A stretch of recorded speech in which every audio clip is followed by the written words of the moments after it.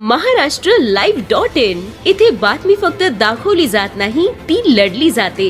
Subscribe करा, like करा, share करा, बेल आयकॉनला टच करा। नमस्कार, महाराष्ट्रलाइव्ह.in मध्ये आपल्या सर्वांचं स्वागत। रमाई घरकुल योजनेमध्ये मोठ्या प्रमाणावर गौडबंगाल झाला आहे, मोठ्या प्रमाणावर भ्रष्टाचार झाला आहे।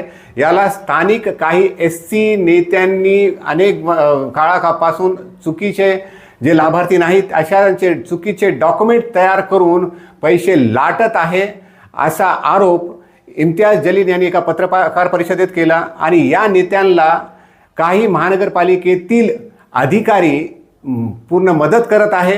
तर हे जे मंजूर झालेला निधी आहे तो लवकरात लवकर रिलीज व्हावा यासाठी महानगरपालिका आयुक्तांनीही त्यावर सही केली आहे।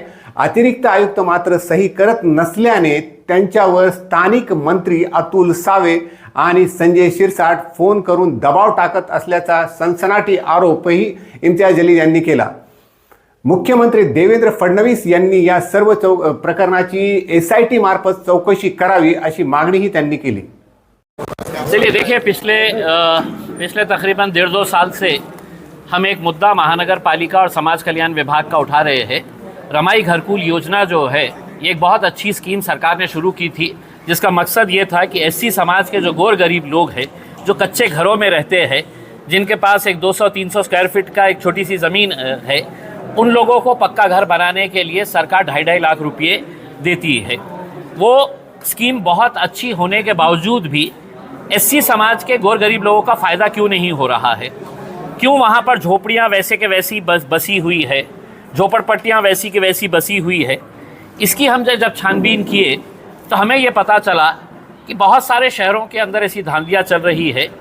हमारे शहर के अंदर तो कुछ हद ही पार हो गई है कि यहाँ पर जो अपने आप को भाऊ, दादा और इस समाज के बड़े बड़े नेता कहने वाले लोग जो बड़ी बड़ी गाड़ियों के अंदर घूमते हैं, अपने ही गौर गरीब समाज को कैसा लूट रहे हैं। हमने इसकी इंक्वायरी करी और वो इंक्वायरी के अंदर हमको समझ में आया है कि 3,000 रुपये अगर आप उनके लोगों को देते हैं तो टोटल फाइल 3,000 रुपये के अंदर बन के मिल जाती है। अब वो उसके अंदर क्या क्या होता है, तो आपका रहीवासी सर्टिफिकेट होना चाहिए, उसमें आपका इनकम सर्टिफिकेट होना चाहिए 1 साल का, उसमें आपका रेसिडेंशियल ये होना चाहिए, फिर आपकी टैक्स रिसीप्ट होना चाहिए।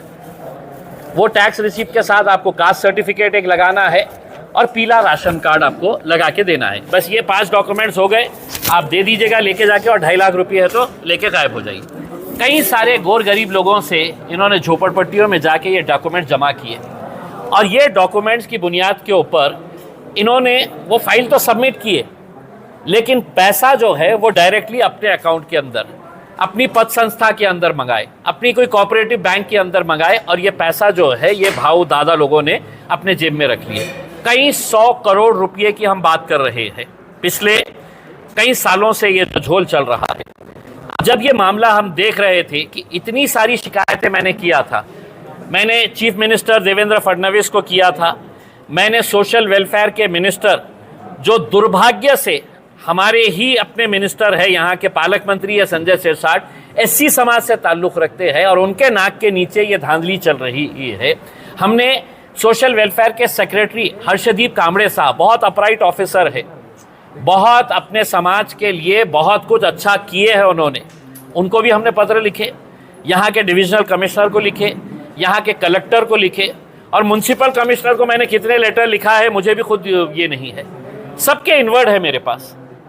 उसके बाद जब कुछ नहीं हो रहा था तो मैंने खुद ने एंटी करप्शन डिपार्टमेंट गया, एंटी करप्शन में डिपार्टमेंट में जाके है तो मैंने पूरा पुरावे दिया उनको, लेटर्स दिया, उनको समझाया कि कैसा ये स्कैम चलता है, कुछ नहीं हुआ। फिर हमने सोचा कि अब है तो हम कोर्ट में जाएंगे, क्योंकि महानगर पालिका अभी 23 करोड़ रुपये अभी रिलीज़ कर रही है। ये रिलीज़ होते ही 31 मार्च से पहले आपके अकाउंट के अंदर और 40 करोड़ रुपये आ जाएंगे रमाई घरकुल के नाम के ऊपर। लेकिन ये पैसा सही मानों में वो गरीब लोगों के पास पहुंच रहा है क्या? तो नहीं पहुंच रहा है। तो बहुत सारे हमारे साथियों ने भी बहुत सारे डॉक्यूमेंट्स निकाले। मुझे लिस्ट नहीं दी जा रही थी कि कितने लोगों को पैसा दिया जाने वाला है, कितने लोगों के सैंक्शन हो गए, तो मैंने खुद ने अपने लेवल के ऊपर निकाला और मेरे फेसबुक पेज के ऊपर वो लिस्ट डाल दिया। तकरीबन 250-300 पेज की लिस्ट है वो। उसके बाद लोगों ने ये बोला कि भैया उस्मानपुरे में तो ये आदमी रहते ही नहीं है, इसका घर ही नहीं है। हाँ, किसी ने बताया कि साहब ये तो रेलवे स्टेशन के ऊपर सादत नगर के अंदर है ही नहीं इसका मकान। तब है तो हमको इसकी व्याप्ति पता चली और उस हिसाब से हमने ये कंक्लूजन के ऊपर पहुंचे कि तकरीबन 90% जो है वो बोगस फाइल्स तैयार किए गए हैं।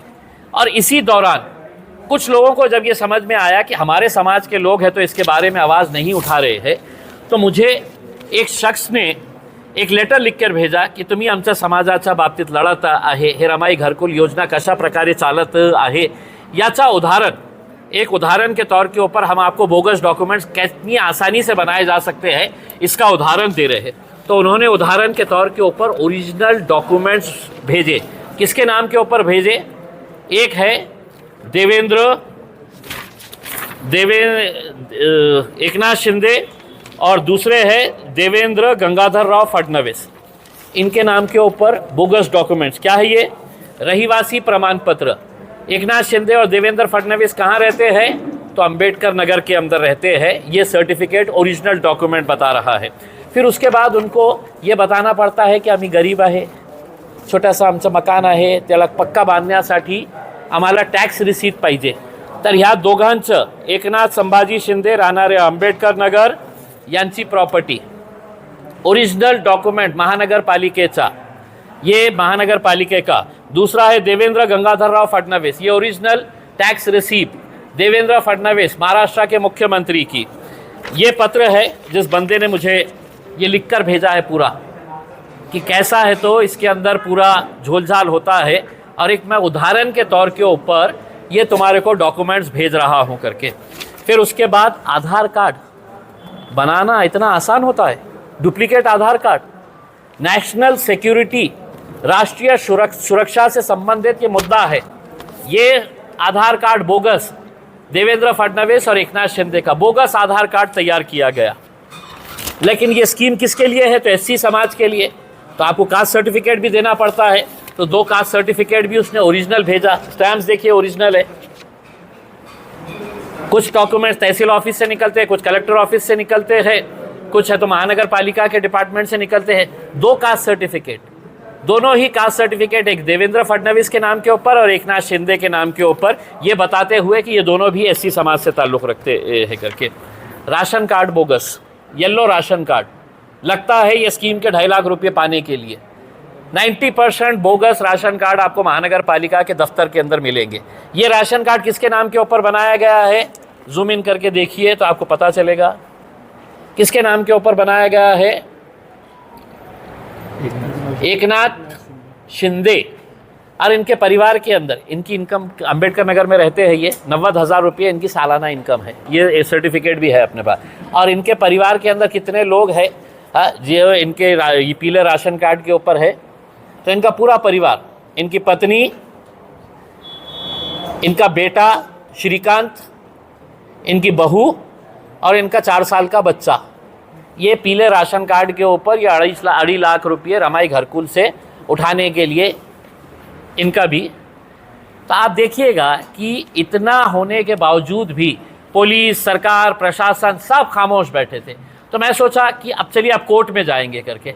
लेकिन फिर मैंने सोचा कि कोर्ट में जाने से पहले अब ये डॉक्यूमेंट्स है तो जनता के बीच में लेकर आएंगे कि मैं जो चीख कर कह रहा था कि 90% डॉक्यूमेंट जो है वो सब बोगस है। इसका कर्ता धर्ता जो है अंबेडकर नगर का भारतीय जनता पार्टी का, जिसकी पत्नी है कॉरपोरेटर है भारतीय जनता पार्टी की, कर्ता धर्ता वो है जो मेरे हिसाब से पिछले 2-3 सालों के अंदर नहीं भी बोले तो 75 से 100 करोड़ रुपये सिर्फ अकेले उसके नाम के ऊपर, अकेले खुद ने नहीं रखा है, इसके अंदर वाटअप होता है। महानगर पालिका के ये अधिकारी को इतना जाएगा, साइन करने वाले इसको जाएगा, जेई के पास इतना जाएगा, क्लर्क को इतना जाएगा। ये फिक्स है कि 2.5 लाख में से 70,000 रुपये अपने को महानगर पालिका के अधिकारियों के अंदर बंटवारा करना पड़ता है। 70,000 रुपये। इसके अलावा हमने एक ऐसा डॉक्यूमेंट भी बताए है कि जो हाथ से लिखा हुआ है। कभी आपने देखा है? ये पूरी जो लिस्ट है, यादी है, रमाई घरकुल योजना के बेनिफिशियरीज की यादी है, हाथ से लिखा हुआ है। समाज कल्याण विभाग के अंदर ये भाऊ दादा ये वो जाते, एक क्लर्क वहाँ पे बैठता, बोलता लाओ कितने हैं तुम्हारे नाम? 20 नाम है, नाम बताओ। तो वो नाम लिखता उसके ऊपर। हाँ, एक नाम के पीछे उसको 3,000 5,000 रुपये आपको देना पड़ता, वो नाम आ जाता है। हाँ, कभी आपने किसी सरकारी विभाग के अंदर ऐसा देखा है कि इतनी बड़ी यादी हाथ से लिखी हुई और इसके बेसिस के ऊपर पैसा सैंक्शन किया है समाज कल्याण विभाग और महानगर पालिका ने? अब 23 करोड़ रुपया रिलीज होने वाला, आयुक्त ने सुना है साइन कर दिए है। एक अधिकारी है पिंगड़े मैडम बोल के, पिंपड़े या पिंगड़े मैडम बोल के है, जो अभी नई नई आई है, उसके ऊपर दबाव टाका डाला जा रहा है। किसकी तरफ से डाला जा रहा है कि जो भारतीय जनता पार्टी के मंत्री है अतुल सावे, उन्होंने आयुक्त को कहा कि ये पैसा जल्द रिलीज करो। संजय सिरसाट साहब ने कहा कि ये पैसा जल्दी रिलीज करो, उसके अंदर हम संभाल लेंगे करके। म्हणजे संभाल लेंगे क्या? अपने बड़े बड़े नेता जो उनके तलवे चाटने वाले हैं उनको पैसा खाने दो, समाज गया चूल्हे में। तो इनके दबाव के अंदर ये सब किया गया। 23 करोड़ रुपये जैसे ही आज और कल के अंदर रिलीज होने वाले थे तो समाज कल्याण 40 करोड़ रुपये और डालने वाला था। मैंने समाज कल्याण अधिकारी से पूछा, मैंने खुद ने फ़ोन करके, आप भी जाके उनसे पूछ सकते हैं कि आपके पास 40 करोड़ रुपया है, आप क्यों नहीं डाल रहे हैं? तो उसने मुझसे कहा कि हमने महानगर पालिका को कहा है कि तुम ये पैसा बांट किसको रहे हैं, उसकी यादी हमारे को दो, हम वो शाहनिशा करेंगे और उसके बाद है तो हम देंगे। तो महानगर पालिका ने बोला कि नहीं, अभी हम यादी नहीं, तुम 40 करोड़ रुपये हमारे अकाउंट में डलवा दो। तो ये पूरे जो धांधली है ये सब मिली भगत है, सबके पास पैसा जा रहा है। 23 करोड़ का हिसाब भी मुझे बताया गया है, लेकिन मेरे पास चूँकि पुरावा नहीं है, जो इसका करता धरता है वो सब 23 करोड़ में से कौन से नेता को कितना पैसा जाने वाला है, कौन से अधिकारी को कितना पैसा जाने वाला है, ये सब हिसाब किताब बताया गया है। मेरी उम्मीद ये है कि अब मुख्यमंत्री साहब, असेंबली का सेशन चल रहा है, उसमें इंक्वायरी की, और सादी इंक्वायरी ना करें, आपको स्पेशल इन्वेस्टिगेशन टीम तैयार करना पड़ेगा। SIT तैयार करके इसकी पूरी 5-10 साल की है तो पूरी है तो हिसाब निकालेंगे।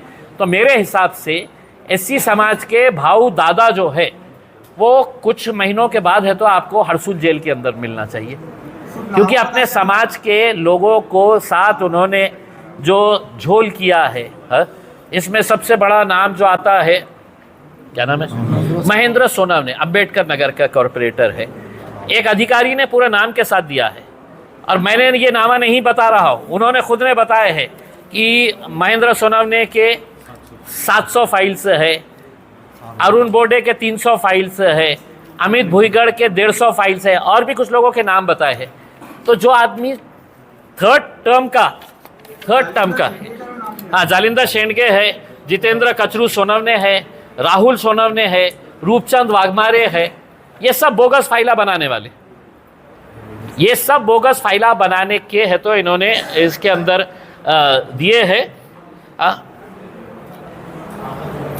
तो हमारे कुछ नहीं बता सकते। मैं अभी आपको अगले 15 दिनों के अंदर 65 करोड़ रुपए का बता रहा हूँ। 23 करोड़ रुपए अभी और 40 करोड़ रुपए की लिस्ट तैयार पड़ी हुई है उनके पास। 40 करोड़ रुपए आते ही ये पूरा उसको गिद्ध के जैसा है तो ये कर लेंगे। मैं आपसे चाह रहा हूँ कि आप आयुक्त के पास जाइए और आयुक्त साहब से पूछिएगा कि साहब ये लिस्ट आपने वेबसाइट पे क्यों नहीं डाली। आप आयुक्त साहब से पूछिएगा कि अभी तक है तो इस शहर के अंदर कितने SCs की झोपड़पट्टियाँ हैं, कितने लोगों को घर दिया गया है, कितना पैसा दिया गया है।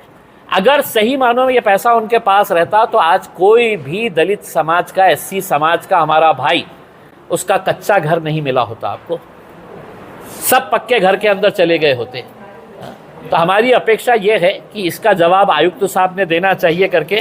मुझे जो ये बोगस डॉक्यूमेंट्स आए हैं, मैंने लेटर तैयार करा कि पुलिस कमिश्नर के पास दूं, लेकिन फिर मुझे ये हुआ कि क्या होगा, सारे के सारे अगर एक ही थाली के चट्टे बट्टे हैं, क्योंकि संजय सिरसाट के साथ मैंने इतने बोगस डॉक्यूमेंट्स है तो दिया था, CBI तक दिया था, CBI एंटी करप्शन के DG को दिया था लेके जाके पर्सनली मैंने। वो खुद हैरान हो गए थे कि इतना कैसा मतलब ये है, लेकिन हुकूमत ने उनको दबाने की कोशिश करी। हुकूमत ने बोला कि नहीं भैया हमारे लोग हैं, हाँ हम भी खा रहे हैं, उनको भी खाने दो करके, तो किसी का कुछ हुआ नहीं था। अब मेरी अपेक्षा ये है कि इम्तियाज़ जलील ने ये सवाल उठा लिया है, अब ये गेंद आपके बल्ले में है। अगली पत्रकार परिषद में आके मुझसे ये मत पूछे, हाँ, वरना हमारे चाहने वाले तो बैठे हैं, यानी मुद्दा उछल रहा हो तो अपन काय नंतर गप्प बसले की आंदोलन कुछ तैयारी है आपकी? नहीं सर, नहीं सर, मेरी कोई आंदोलन की तैयारी नहीं। अगर आपने ईमानदारी से अगर अपनी पत्रकारिता को दिखाते हुए इस मुद्दे को अगर आपने अपने कैमरे का इस्तेमाल करते हुए अगर दिखा दे तो किसी को कोई आंदोलन करने की जरूरत नहीं है।